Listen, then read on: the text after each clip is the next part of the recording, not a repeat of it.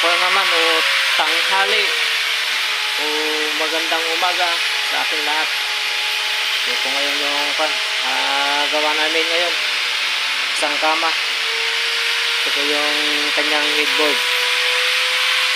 Tapos yung ginagawa naman ni Danny, ginagrind ng yung itatapal na naman sa may pintuan, yung square na ginagrind niya, ginagawa niyang diamond. Yan. Yung isang pintuan, tsaka yun na si Bugoy, ginagawa niya din niya yung isang lamesa na maliit na ditiklop, ang lamesa na pang picnic, pwede siyang dalhin kahit saan, ang titiklop. Kasama nitong kama isang may-ari, yung mahogany.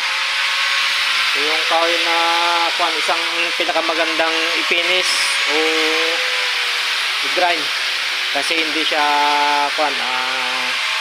kumbaga yung kahoy niya madaling i-grind.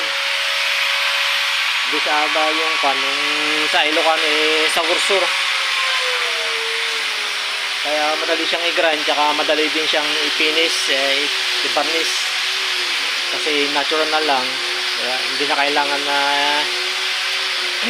kulayan o kahit anong kulay, natural na lang, ang ganda na. Yun po yung kahoy ng mahogany. May pagka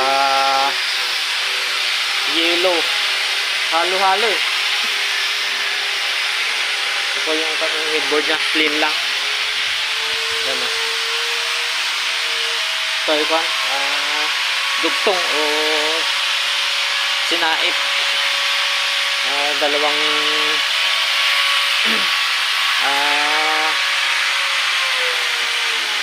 dalawang tabla na sinaip ko.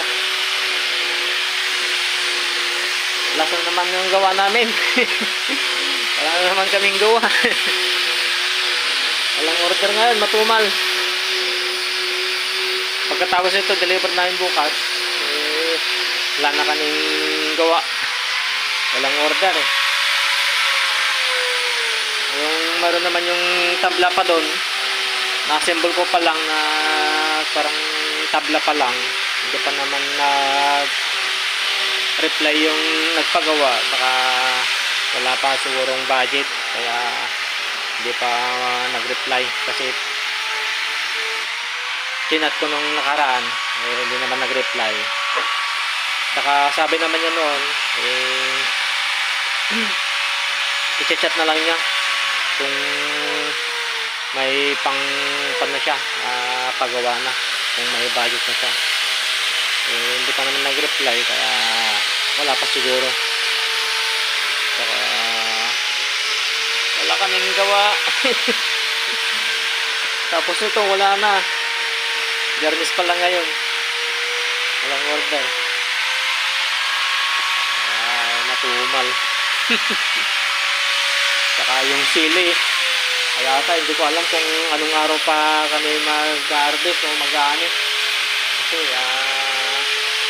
hindi pa nahinog yung mga bunga niya. Pero paano na siya? Pahinog na. Mga ilang araw na lang siguro. Garnis na yun. Bukas hindi kakayanin. Baka next week pa na mahinog yung mga sili. Lakas kanina yung hangin. Ito yung problema namin. Pag ganitong malakas ang hangin, open naman dito. Talagang maalikabok. Buti na lang, medyo tumigil kunti. Kasi kababarnis ko lang itong kama. Tapos yun naman, ginagrind ni Bugoy, yung isang lamesa, yung tiklop, para mapinis ko na rin siya. Ewan ko kung ilang beses na ako nakagawa nito yung tiklop. Karamihan mga mahogany.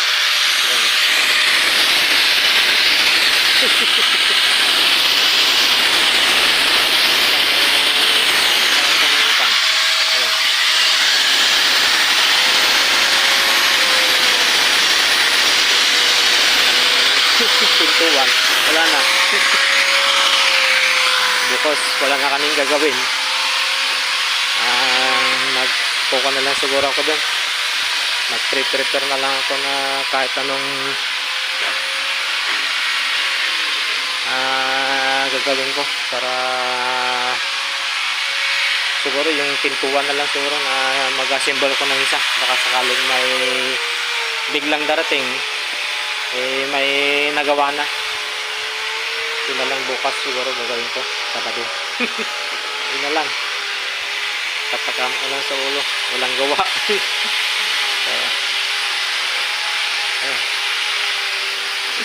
Wala na.